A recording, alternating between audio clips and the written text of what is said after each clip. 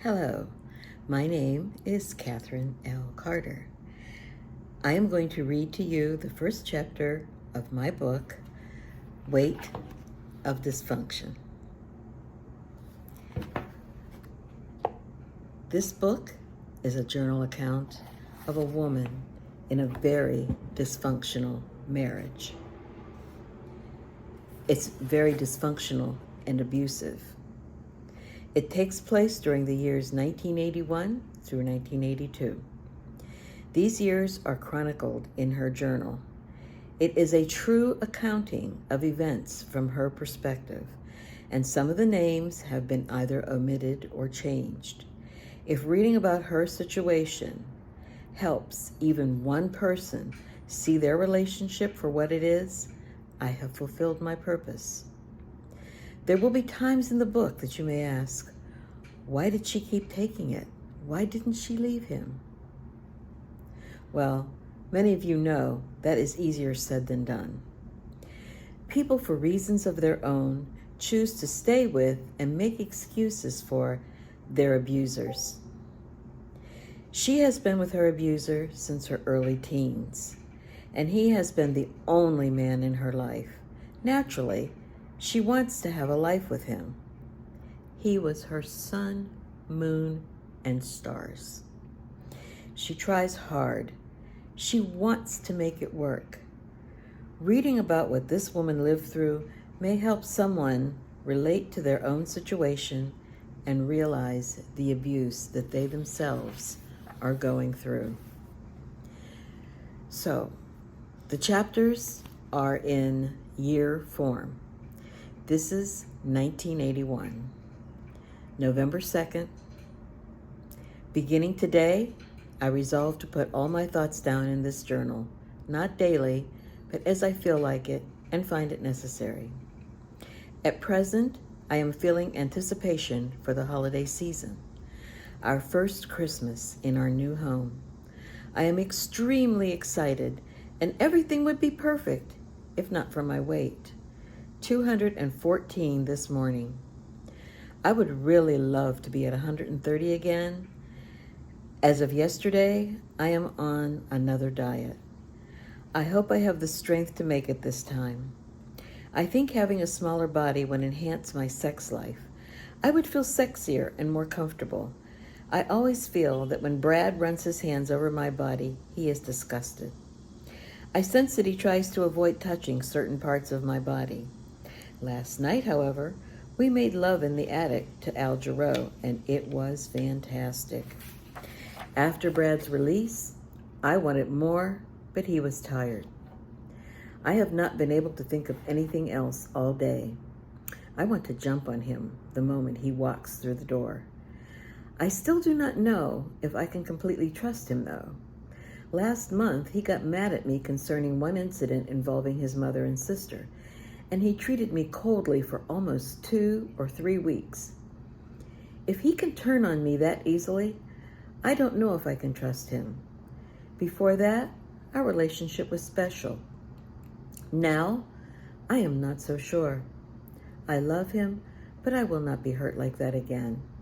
His mother and sister are very cold emotionally and are evil people. I have tried extremely hard to have a good relationship with them, but they stabbed me in the back. At this point, I do not know what to do. I really do not want to have anything at all to do with them. I almost had a nervous breakdown when his sister was here with us last year for over a month. No one knows how close I came to a total breakdown. Aside from that and the weight, I am feeling great. I am understanding more about life and learning more about people. I love it. I feel the need to have another baby. The only thing stopping me at this point is my weight. I also want a career in acting. Again, the weight. If I can succeed in losing weight, my whole life will be a success. Only time will tell. November 3rd, 1981. I am feeling afraid for my daughter. Miranda, a girl in her class, is picking on her. The last thing she said before she left this morning was, "I think Miranda and I are going to have a fight." She is not prepared for this. She has never had to fight. Living here is great, except for the school. I feel terrible putting my children through this. The kids are from different socioeconomic backgrounds, and they continually refer to my children as Oreo cookies. My children wear shoes from bargain shoe stores, and those kids wear designer brands, so they say my children are wearing Bobos. Pretty funny though, because we can afford to buy designer sneakers, and they seem to be reaching. In my opinion, it is ridiculous to pay that kind of money to outfit growing feet. Maybe moving here to the city was not the right move. Although my children have the same complexion as the masses, they do not fit in. In Brighton, they had a different complexion, but fit in better than they do here. I pray that God is watching over my children. I had a strange dream last night. Brad and his sister were in bed with me, and they were both naked. Also, his sister had a large penis with a nipple. I was wearing a pajama top and no underwear.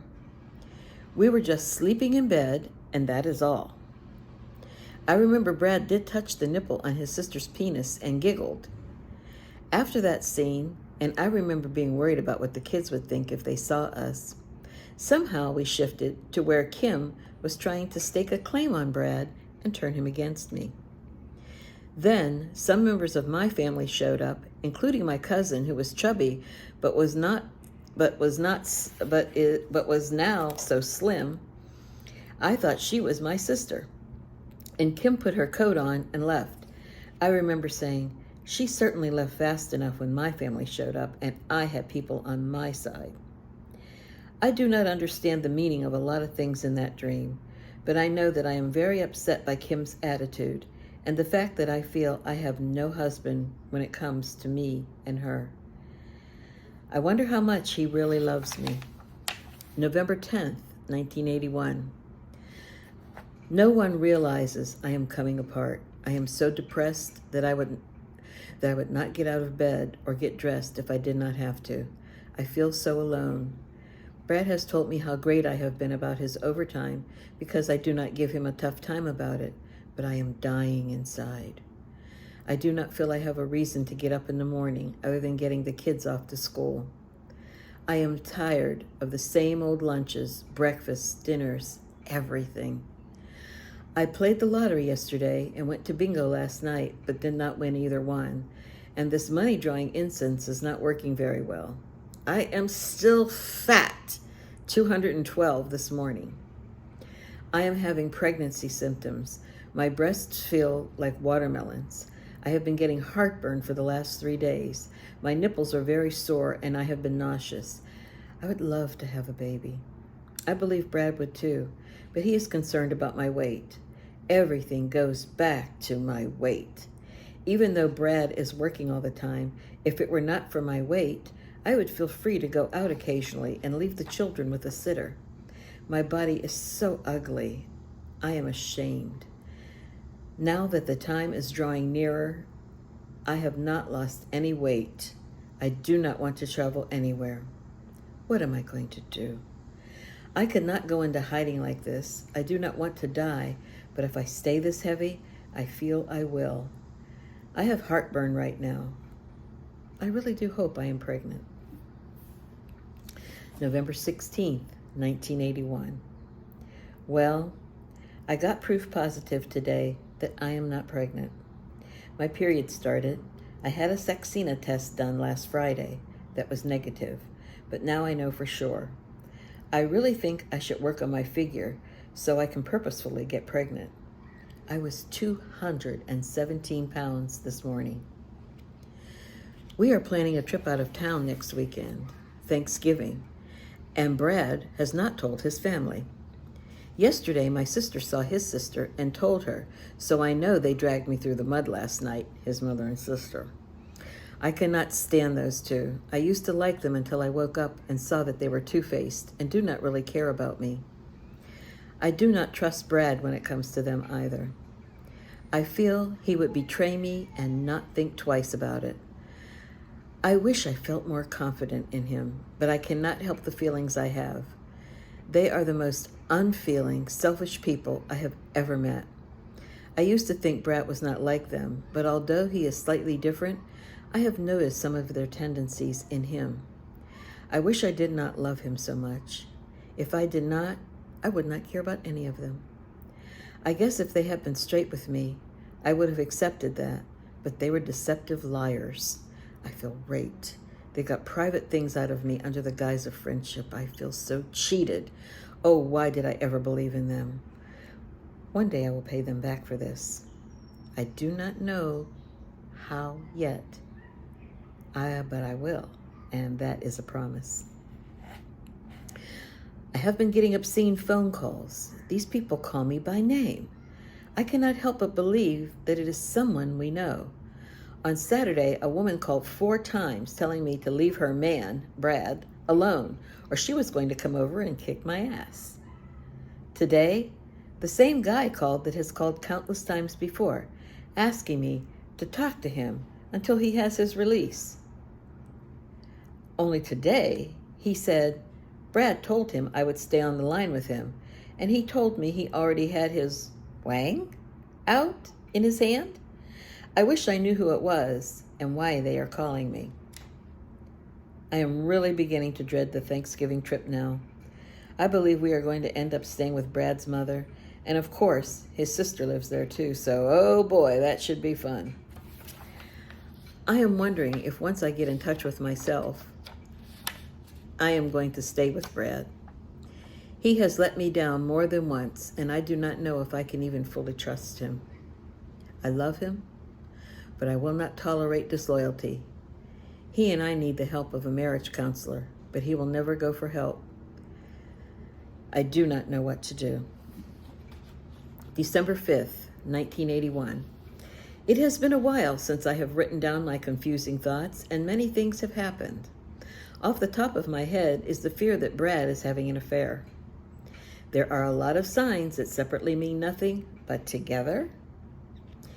The shirt he was wearing yesterday has what appears to be makeup on the collar and on the bottom left side just above his belt. He has been taking his comb to work.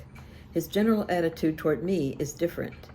With his schedule at work, this would be a perfect time because all he would have to say is, he's going to work, and I would not question him.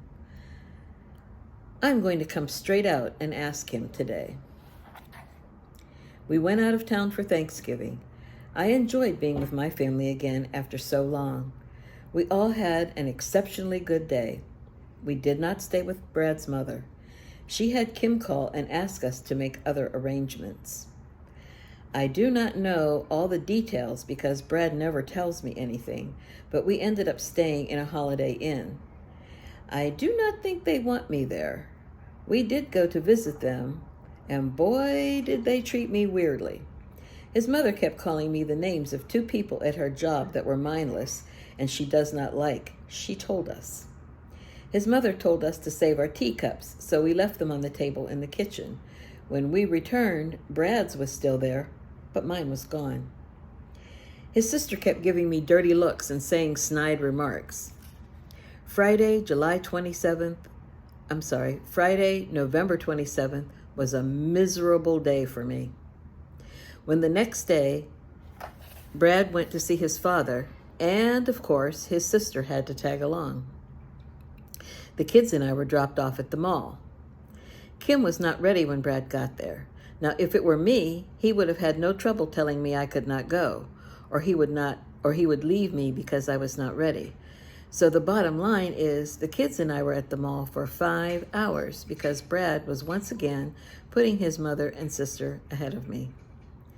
What kind of man leaves his wife and 2 young children at a mall, a strange mall, for 5 hours? Why couldn't we go with him to visit their father?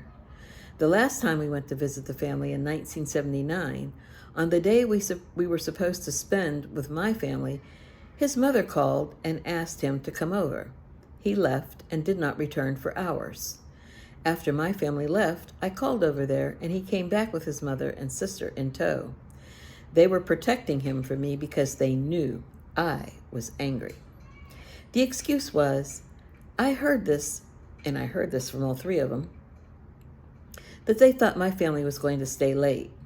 What I later discovered was they were at his mother's place smoking pot. Every time now since his parents have separated that we have gone to visit, I have been ignored and pushed aside for Mom and Kim. How can I have another baby getting myself further tied down to a man who is so insensitive to my feelings and places other people before me? If he is having an affair, I will not leave him or get emotional. I will not try to harm myself. What good would that do? Or harm him either. Either way, I would get the blunt end of the stick. I will just keep my cool, function as if it is a common occurrence, and to him shrug it off. Inside, I will hurt and my blood will be boiling. I have also decided not to tell him anything at all about my family. I have noticed I do all the talking and he never tells me anything about his family. If he is having an affair, I will get revenge in a nonviolent way. If he is having an affair, it will take something very precious out of our relationship. Nothing will ever be the same. And that ends 1981. The book begins again on 1982. And all the chapters go up until 1992, and then there's an epilogue so that you can find out what happens in 10 years in this woman's life. As I said before, this is a true journal accounting, 10 years in the life of this woman, Weight of Dysfunction. You can find it on Amazon. You can find it on bookbaby.com. You can also find it on Barnes & Noble and other book outlets. It comes in paperback as well as ebook. So if what you heard interested you and you'd like to know what happens, does she have another baby? Does she leave Brad? What does she do? So buy The Weight of Dysfunction and find out what happens. Thank you so much for listening. Have a great day.